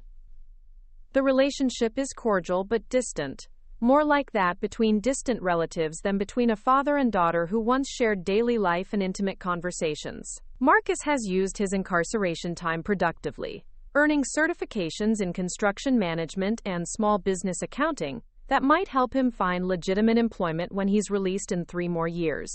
His letters to Emma focus on his educational progress and his plans for rebuilding his life through honest work, though he rarely acknowledges the full scope of damage his crimes inflicted on our family and his other victims. The transformation in our daily life has been profound and multifaceted. Our home, once a stage for Marcus's elaborate deceptions, has become a genuine sanctuary, where Emma and I can be completely ourselves without monitoring our words or actions, for fear of triggering suspicious questions or defensive reactions. The constant tension that characterized our household during Marcus's embezzlement period has been replaced by a peace that I hadn't realized I'd been missing for years. My interior design business has evolved into something much more meaningful than a simple source of income. Word of my experience has attracted clients who are rebuilding their lives after various forms of betrayal or trauma, people who understand that creating beautiful, secure spaces can be part of the healing process. I've developed a specialty in helping women redesign homes that were shared with partners who turned out to be different from what they appeared, transforming spaces that held painful memories into environments that support new beginnings. One particularly memorable project involved working with a woman whose husband had been conducting affairs in their family home while she traveled for business. Together, we completely reimagined their master bedroom and living areas, not just changing the decor but reconfiguring the layout to create spaces that felt entirely new and unmistakably hers. The process was therapeutic for both of us, reinforcing my understanding that physical environments can either support or undermine emotional recovery. The financial security that resulted from the restitution settlements and asset recovery has allowed me to make choices based on personal fulfillment rather than economic necessity. I've been able to turn down projects that don't interest me and to invest time in pro bono work for women's shelters and transitional housing programs. The irony that Marcus's crimes ultimately created more financial stability for Emma and me than his legitimate career ever provided is not lost on either of us. Emma's perspective on relationships and trust has been shaped by her father's betrayal in ways that are both protective and healthy. She approaches friendships and romantic interests with a level of discernment that seems unusual for someone her age, asking thoughtful questions about people's character and consistency, rather than being swayed by surface charm or attractive appearances. Her early relationship experiences suggest that she's learned to value honesty and reliability over excitement and drama. The therapeutic work that Emma underwent in the years following Marcus's arrest has given her tools for processing complex emotions and situations that will serve her well throughout her life. She's learned to distinguish between appropriate caution and destructive cynicism, maintaining her ability to form meaningful connections while protecting herself from people who might exploit her trust or manipulate her emotions. Our relationship has deepened in ways that might not have been possible if Marcus had remained in our daily lives, continuing his pattern of deception and manipulation. Without the need to maintain family harmony by avoiding difficult topics, Emma and I have been able to discuss complex issues about integrity, relationships, and personal responsibility with a level of honesty that many parents and teenagers never achieve. The community support that emerged during our legal battles has evolved into lasting friendships with people who understand the complexities of rebuilding after betrayal. Several of the women I met during this period have become close friends, who provide both practical support and emotional understanding that comes from shared experience. We've created an informal network that helps each other navigate everything from dating after divorce to managing teenagers who've been affected by their father's criminal behavior. One unexpected benefit of going through such a public legal battle has been the connections I've made with other professionals who work with families affected by financial crimes. I've been invited to speak at workshops for divorce attorneys, social workers, and financial advisors about the warning signs of embezzlement and the importance of protecting children's emotional well-being during complex legal proceedings. These speaking engagements have led to consulting opportunities with law firms that want to better understand how to support clients who are dealing with similar situations. I've helped develop protocols for identifying hidden assets, protecting children during forensic investigations, and maintaining family stability while pursuing criminal prosecutions. The work is emotionally demanding, but deeply satisfying, as it allows me to help other families avoid some of the pitfalls and complications that we encountered. The house itself has been transformed through careful renovations that eliminated every reminder of Marcus's presence, while preserving the character and beauty that originally drew us to the property. The home office where he planned his embezzlement schemes is now Emma's art studio, filled with natural light and creative supplies that support her growing talent for photography and digital design. The master bedroom has been completely reconfigured, with new windows, flooring, and built-in storage that make it feel like an entirely different space. The garden has flourished under my renewed attention, becoming a source of both beauty and practical satisfaction as I've expanded the vegetable beds and added fruit trees that will provide fresh produce for years to come. Emma has taken an interest in sustainable gardening practices, and together we've created composting systems and rain collection methods that make our household more environmentally responsible while reducing our monthly expenses. The financial recovery process revealed aspects of Marcus's criminal behavior that continued to surprise investigators long after his sentencing. Additional victims emerged as word spread about the investigation, including former business partners who'd been systematically cheated out of profits from joint ventures, and subcontractors who'd been paid with fraudulent checks that left them financially responsible for materials and labor costs. Dr. Chen's forensic accounting work became the foundation for several academic papers about detecting sophisticated embezzlement schemes in small professional firms. Her analysis of Marcus's methods has been used to train other forensic accountants and to develop software tools that can identify patterns of financial manipulation that might otherwise go undetected for years. The criminal investigation also contributed to legislative changes in our state regarding professional licensing and financial oversight in the construction industry. New requirements for bonding and regular financial audits have made it much more difficult for professionals to engage in the kind of systematic fraud that Marcus perpetrated without detection. Rebecca's investigation techniques were similarly influential in her field, leading to improved methods for tracing hidden assets and identifying patterns of predatory behavior in relationship fraud cases. Her work on exposing Chloe's history of targeting married professionals has been used to train other investigators and to develop educational materials for professionals who might be vulnerable to such manipulation. Chloe herself eventually faced legal consequences for her role in several fraud schemes, though not in connection with Marcus's case. Law enforcement agencies in multiple states coordinated to build cases against her for various forms of financial manipulation and identity fraud that went beyond simply encouraging embezzlement. Her pattern of targeting successful men became evidence of organized criminal activity that carried more serious penalties than individual relationship fraud. The arrests and prosecutions that resulted from exposing Chloe's activities led to significant asset recovery for victims across several states, including some of the men who'd been manipulated into committing crimes to finance her lifestyle. The cases demonstrated how relationship fraud could escalate into complex criminal enterprises that affected entire communities and professional networks. Marcus's former architectural firm eventually recovered from the scandal through new ownership and management that implemented strict financial controls and transparency measures. Several of Marcus's former colleagues reached out over the years to express their shock at discovering the extent of his deception and their appreciation for my handling of such difficult circumstances. The firm has become a model for ethical business practices in the industry, partly as a result of the lessons learned from Marcus's crimes. The legal precedents established through our case have been cited in numerous subsequent prosecutions of professional embezzlement and marital fraud. Patricia's aggressive discovery tactics and Dr. Chen's forensic accounting methods have become standard practices for attorneys representing victims of similar crimes, helping to ensure that future cases can be resolved more quickly and with better outcomes for victims. Emma's college applications included essays about resilience and integrity that drew from her experiences without exploiting them for sympathy or dramatic effect.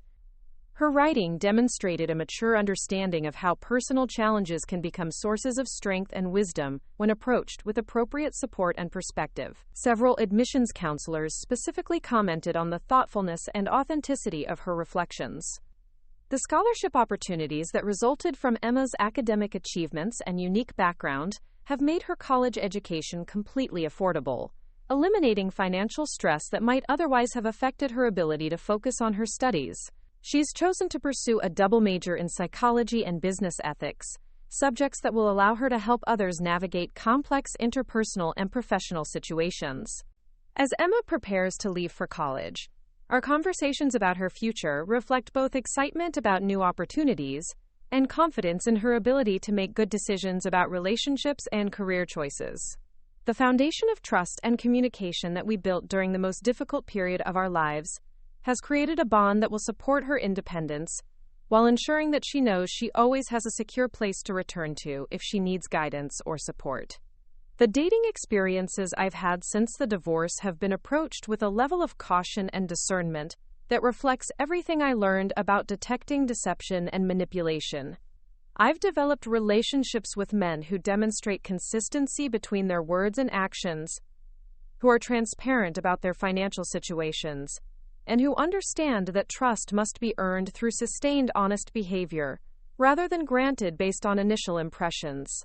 One relationship in particular has evolved into something serious and stable, with a man who was also divorced after discovering his ex-wife's financial deception. Our shared experience of betrayal has created a foundation of mutual understanding and respect for the importance of complete honesty in financial and personal matters. We've taken the relationship slowly, with both of us committed to ensuring that any future commitments are based on thorough knowledge of each other's character and values. The possibility of remarriage has been discussed, though both of us agree that any such decision should wait until Emma has successfully transitioned to college and established her independence. We've also agreed that any marriage would include prenuptial agreements that protect the assets and security that we've each built since our divorces. Not because we don't trust each other, but because we both understand the importance of maintaining financial independence. The professional recognition that resulted from my handling of the divorce and rebuilding process has led to opportunities I never could have imagined when I was focused primarily on being a supportive wife and mother. I've been invited to serve on boards of organizations that support women going through divorce, to speak at conferences about financial security and asset protection, and to consult with other professionals about detecting and responding to financial deception. These opportunities have allowed me to use my experience in ways that help other women avoid or navigate similar situations, transforming what was initially a traumatic personal experience into a source of professional expertise and community service. The work is emotionally rewarding in ways that complement the creative satisfaction I find in my design business. The annual updates I receive about Marcus's progress in prison suggest that he's genuinely working to understand and take responsibility for his actions, though the process has been slow and sometimes inconsistent. His letters to Emma have evolved from defensive explanations to more honest acknowledgments of the damage his choices inflicted on our family and his other victims. The possibility of Marcus's eventual release and reintegration into society is something that Emma and I discuss periodically, always with the understanding that any future relationship with him will be carefully managed and conditional on his continued demonstration of honest behavior and respect for the boundaries we've established. We're both open to the possibility of forgiveness and limited reconciliation, but neither of us has any illusions about returning to the kind of trusting relationship that existed before his crimes were discovered. The home security measures that I implemented during the most difficult period of the legal proceedings have been gradually relaxed as the threat of retaliation or harassment has diminished.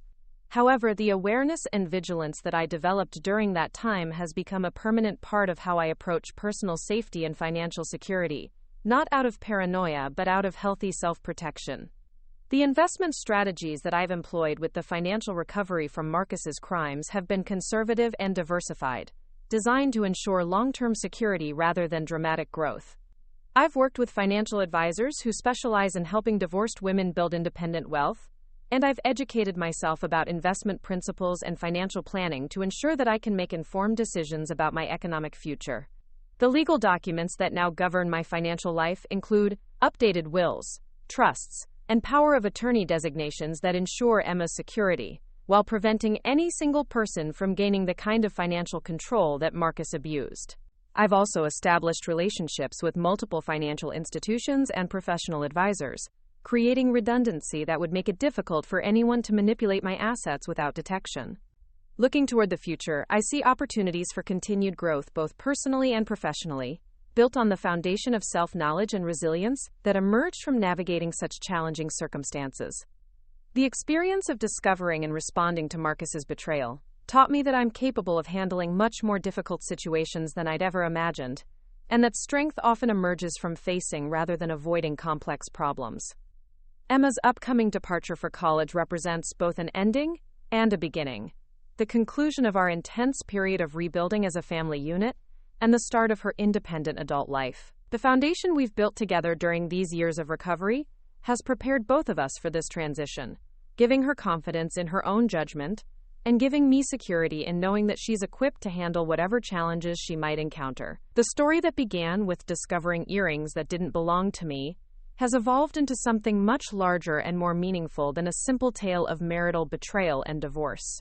It's become a demonstration of how devastating circumstances can become sources of strength and wisdom when approached with determination, support, and strategic thinking. The woman who once measured her worth by how well she could maintain everyone else's happiness has discovered that true security comes from knowledge, preparation, and the willingness to fight for what's right, even when the battle is more complex and demanding than anything she could have imagined. The foreclosure that Marcus and Chloe planned for our family ultimately fell on them instead. While Emma and I emerged with our home secure, our future protected, and our relationship stronger than ever, the ripple effects of our story continued to unfold in ways I never anticipated, touching lives and creating changes that extended far beyond our immediate family situation.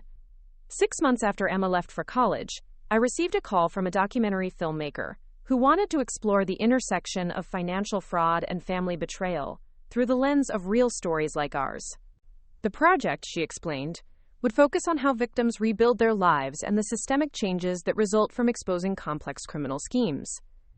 Initially, I was reluctant to revisit such painful memories for public consumption, but Emma encouraged me to consider how sharing our experience might help other families recognize warning signs and protect themselves from similar situations. After extensive discussions with Patricia about privacy concerns and legal implications, I agreed to participate with the understanding that Emma's involvement would be completely voluntary and that certain sensitive details about Marcus's victims would remain confidential. The filming process took place over several months, with interviews conducted in our restored home and in Patricia's office where so much of our legal strategy had been developed. The filmmaker was particularly interested in the transformation of our living spaces, using the renovated rooms as visual metaphors for the rebuilding process that had characterized our recovery. Emma chose to participate in several interviews, speaking with remarkable poise about resilience and the importance of maintaining hope, even during the most difficult circumstances. When the documentary premiered at film festivals the following year, it generated significant attention from audiences who were surprised by the sophistication of the financial crimes and inspired by the strategic approach we'd taken to fighting back. The film won several awards for its sensitive handling of complex family issues and its demonstration of how individual courage could lead to broader systemic improvements in legal and financial oversight. More importantly, the documentary created opportunities for me to speak at conferences and workshops across the country, sharing insights about detecting financial deception and supporting families through complex legal proceedings. These speaking engagements connected me with researchers, advocates, and other survivors who were working to develop better resources for people facing similar situations.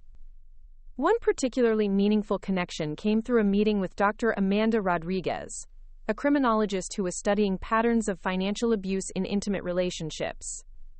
Her research had identified common warning signs and progression patterns that could help people recognize when their partners were engaging in systematic deception. She invited me to collaborate on developing educational materials that would translate academic research into practical guidance for real-world situations.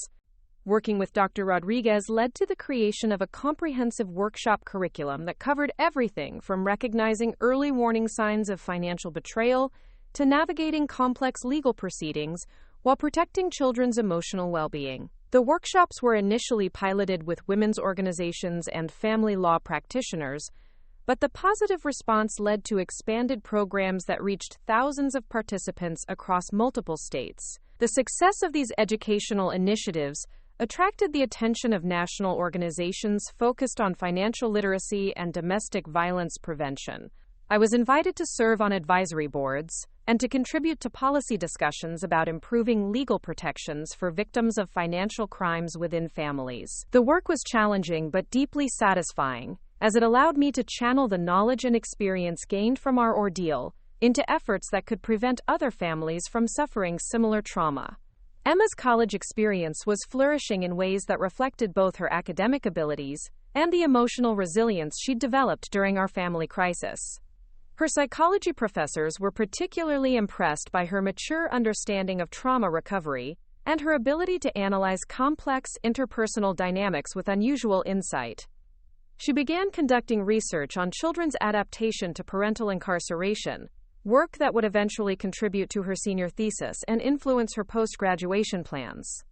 During her sophomore year, Emma decided to spend a summer volunteering with an organization that provided support services to families affected by white-collar crime. Her work involved helping children understand their parents' legal situations and connecting families with resources for counseling, financial assistance, and legal advocacy. The experience reinforced her interest in pursuing graduate study in forensic psychology, with a focus on helping families navigate the intersection of criminal justice and family systems. The relationship I'd been developing with David, the man who'd also experienced financial betrayal in his marriage, continued to evolve in healthy and supportive directions. Our shared understanding of the importance of financial transparency and emotional honesty created a foundation for trust that neither of us had experienced in our previous marriages. We maintained separate residences and financial accounts while building a partnership based on mutual respect and genuine compatibility. After 2 years of careful relationship building, David and I began discussing the possibility of marriage, though both of us were committed to approaching the decision with the same strategic thinking that had served us well in rebuilding our individual lives. We engaged in extensive premarital counseling that focused on financial communication, blended family dynamics, and maintaining the independence that had become important to both of us. The prenuptial agreement we developed was comprehensive and mutual, designed to protect the assets and security that we'd each worked to build, while creating a framework for shared financial goals and responsibilities. The process of negotiating the agreement actually strengthened our relationship by forcing us to discuss expectations and values with a level of honesty that many couples never achieve. Our wedding, when it finally took place during Emma's junior year of college, was a small ceremony focused on the commitment we were making to support each other's continued growth and healing. Emma served as my maid of honor, and her speech at the reception spoke eloquently about the importance of choosing partners who demonstrate integrity through their actions rather than their words. The financial security that had resulted from the restitution settlements and my growing professional success allowed me to make choices about how to use our resources that reflected values rather than necessity. David and I established a charitable foundation focused on supporting women who were rebuilding their lives after financial betrayal, providing both emergency assistance and long-term resources for education and career development. The foundation's work expanded to include funding for legal advocacy, research on financial abuse prevention, and educational programs that helped people recognize and respond to economic manipulation. We also supported legislative efforts to strengthen protections for victims of financial crimes and to improve the legal system's ability to trace and recover hidden assets. Marcus's eventual release from prison, which occurred during Emma's senior year of college, was handled with careful planning and clear boundaries that reflected both our willingness to support his rehabilitation and our commitment to protecting the security we'd built. He was required to participate in supervised transition programs and to maintain regular contact with probation officers who monitored his financial activities and employment. The reunion between Marcus and Emma was emotional but carefully managed, taking place in a neutral setting with therapeutic support available for both of them. Emma had prepared extensively for the meeting, working with counselors to clarify her expectations and boundaries while remaining open to the possibility of rebuilding some form of relationship with her father. Marcus's presentation during this meeting was markedly different from the defensive and manipulative behavior that had characterized his interactions during the divorce proceedings. His years in prison had apparently provided genuine opportunities for reflection and personal growth, though both Emma and I remained cautious about accepting his expressions of remorse and commitment to change at face value. The conditions of Marcus's probation included regular restitution payments to his victims, which would continue for the remainder of his supervised release period. He found employment with a nonprofit organization that helped formerly incarcerated individuals develop job skills and navigate reintegration challenges, work that seemed to provide both practical value and personal meaning for his rehabilitation process. Emma's graduation from college was a celebration that brought together the community of support that had sustained us through the most difficult years of rebuilding. Friends, family members, professional colleagues, and mentors gathered to honor not just Emma's academic achievements, but also her resilience and the positive impact she was already having through her volunteer work and research. Her acceptance into a competitive graduate program in forensic psychology represented the culmination of years of purposeful preparation and the beginning of a career dedicated to helping other families navigate complex intersections of criminal justice and family dynamics. The scholarship funding she received reflected recognition of both her academic excellence and her unique perspective on these issues. The house that had been threatened by Marcus's fraudulent mortgages and transformed through careful renovation continued to serve as both a symbol of our recovery and a practical foundation for continued growth. Emma's former bedroom became a guest room for visiting friends and family, while her art studio was converted into a home office where David and I could manage our foundation work and professional activities. The garden that had flourished during our rebuilding years was expanded to include fruit trees and perennial beds that would provide beauty and practical benefits for decades to come. The outdoor spaces became venues for hosting foundation events and community gatherings that brought together people who were working on various aspects of financial crime prevention and victim support. My interior design business continued to evolve, with an increasing focus on projects that involved helping people transform spaces that held difficult memories into environments that supported healing and new beginnings. The referrals from attorneys, therapists, and advocacy organizations kept me busy with meaningful work that felt more like a calling than a career. One particularly memorable project involved redesigning a women's shelter that needed to balance safety requirements with the creation of spaces that felt welcoming and hopeful rather than institutional. The challenge of creating beauty and comfort within necessary security constraints pushed my creative abilities while contributing to an environment that could genuinely support women's transitions to independence. The legislative advocacy that grew out of my speaking and consulting work led to meaningful policy changes that improved protections for victims of financial crimes and strengthened oversight of professional practices in industries where embezzlement was common. Several states adopted new requirements for financial transparency and audit procedures that made it much more difficult for professionals to engage in the kind of systematic fraud that Marcus had perpetrated. These policy achievements were deeply satisfying because they represented the transformation of our personal trauma into structural changes that could protect other families from similar experiences. The knowledge that Marcus's crimes had ultimately contributed to preventing other crimes felt like a form of justice that went beyond individual punishment or restitution. Emma's research work during graduate school focused on developing assessment tools that could help identify children who were at risk for long-term emotional damage from parental criminal behavior. Her studies combined quantitative analysis with qualitative interviews, creating a comprehensive understanding of factors that promoted resilience versus vulnerability in these complex family situations. Her thesis research included follow-up interviews with dozens of families who had experienced parental incarceration for white-collar crimes, examining how different approaches to communication, support, and legal advocacy affected children's long-term adjustment. The findings contributed to evidence-based recommendations for families, legal professionals, and mental health providers who worked with these situations. The 10-year anniversary of discovering Marcus's affair and beginning the investigation that ultimately exposed his criminal enterprise was marked not with commemoration, but with reflection on how completely our lives had been transformed. Emma was completing her graduate studies and preparing to begin her professional career. David and I were celebrating 5 years of marriage built on trust and mutual support, and the foundation we'd established was supporting dozens of women each year in rebuilding their lives after financial betrayal. The metrics of success were visible in concrete achievements: Emma's educational accomplishments, our financial security, the policy changes we'd influenced, and the women who'd been helped through our foundation's work. But the deeper measures of recovery were evident in subtler ways: the ease with which we could discuss difficult topics, the genuine peace that characterized our daily life, and the confidence with which we approached new challenges and opportunities.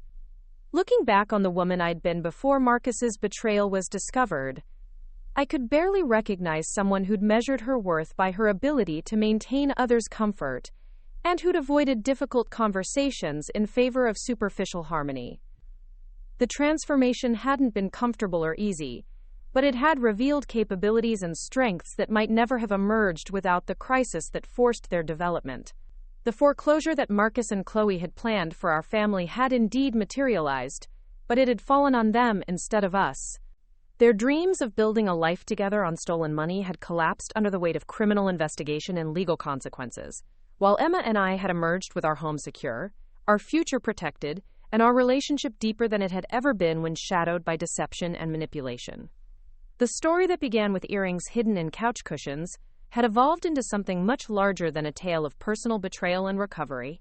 It had become a demonstration of how individual courage and strategic thinking could create changes that extended far beyond immediate circumstances, touching lives and improving systems in ways that would continue long after the original crisis had been resolved. Up next, you've got 2 more standout stories right on your screen. If this one hit the mark, you won't want to pass these up. Just click and check them out.